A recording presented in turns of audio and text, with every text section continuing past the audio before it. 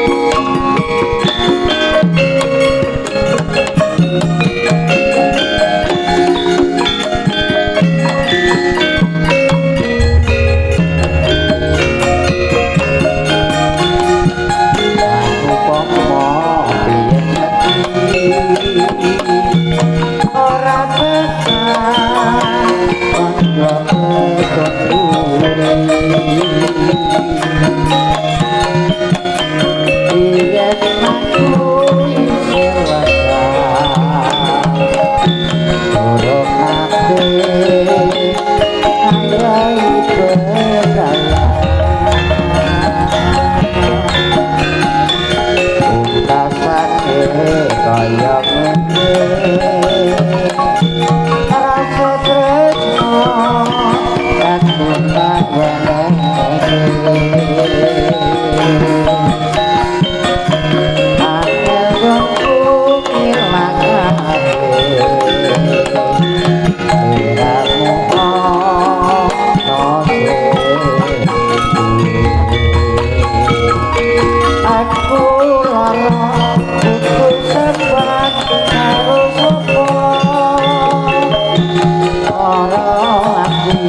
agung tresno ditendang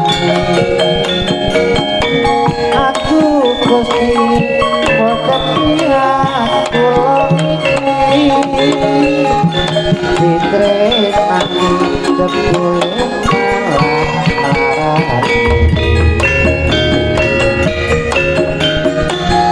aku kudu milih apa asane kene karo kono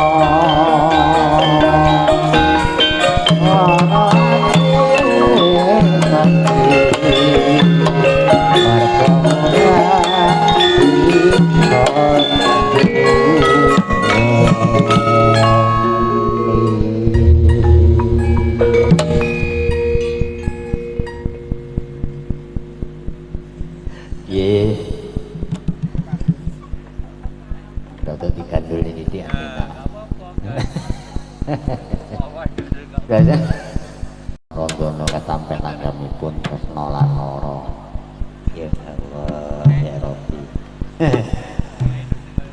ya diri gegono dateng mriki saestu ngremenaken awit klasik kegarapanipun awit dan puji wonten bagianipun piyambak titik bahwa pun niku ya pangertosan ugi sonten kagem ngisi wekdal sagung para tamu dipun paring hiburan elektron mugi-mugi nah kula jangan mugi-mugi sedaya kalipur kali panjenengan sadaya ngaturaken kasugengan inggih sedaya ingkang sampun pareng rawuh langkung-langkung Bapak Ibu ingkang sami ngrenggani anggenya nuhun darmaning asepuh nanipun Raka Bagus Sri Purwanto sarjana teknik dalasan Ibu Eka Yuni Sulistiani ingkang kalenggan menika kepareng hami waha suta margi siwi ndhawuhaken putra putri kinasih ingkang silih asma ing ayu amarta Prameswari Purwasiwi SPT MSD ingkang badhe jinatu krama menanipun Dimas Bagus Hanif Kurniawan sarjana teknik putra kagung saking menanipun Bapak Kasri Ibu Sumini ingkang midil saking Desa Palur Kecamatan Kebonsari Kabupaten Madiun lumajining sedya Rama dalasanipun denya nuhuni dharma ngasepuh andhawuhaken putra putri kinasih kersanipun ngrembaka tansah pinayungan rahayu widodha boten wonten aral setunggal punapa saengga manggih minujeng slamet donya ngantos belahan amin ya rabbal alamin ugi panjenenganipun Raka Bagus Sri Purwanto dalasan ibu anggenipun nuhuni darmaning asepuh mugi-mugi saestu mahanani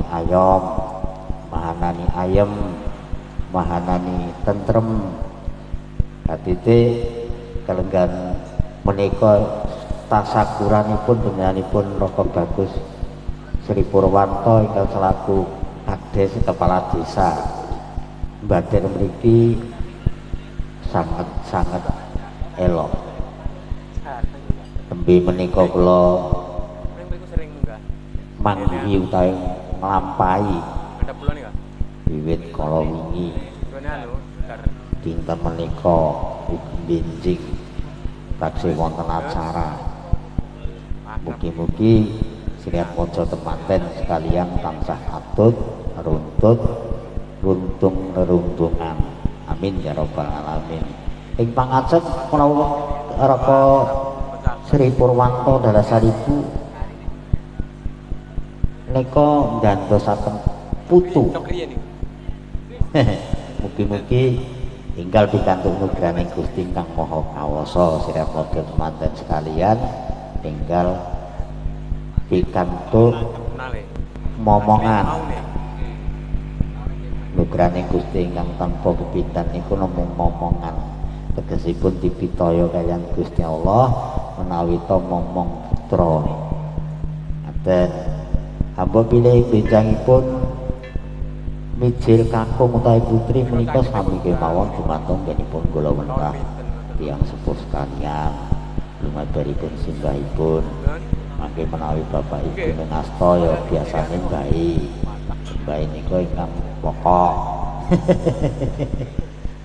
kaya basa masa Buddha lho Bu masa Buddha lho Pak ngaten biasane ngaten niku menawi pun napa niku kagungan putra pancen nggih repot niku sing digoleki Pak Bu umpami mboten repot niku ya bingung contohnya kula piyambak kula mboten ngomong sinten-sinten kula niki ibarate mangan turu ya kesel terus ora karuan sing dicandak akhire nggih nglamun ngaten niku tumrape dereng diri kula ngaten niku milane kesibukan niku nggih dipatosi ngoten nggih terus ceramah nggih sukanipun menika saestu nggih ngaturaken seni karawitan Purwalaras kagarap menapa klasik wonten ing tlatah mriki saestu mahanani ayem saestu tentrem nggih to katite ya paranggonane maranggono wis kondang kaloka kabeh napa malih wira pradogane wis tenan sokon jagat kon jagat kene jagat kidul jagat lor tempuk dadi siji wa semono nek nuthuk kaya padha ira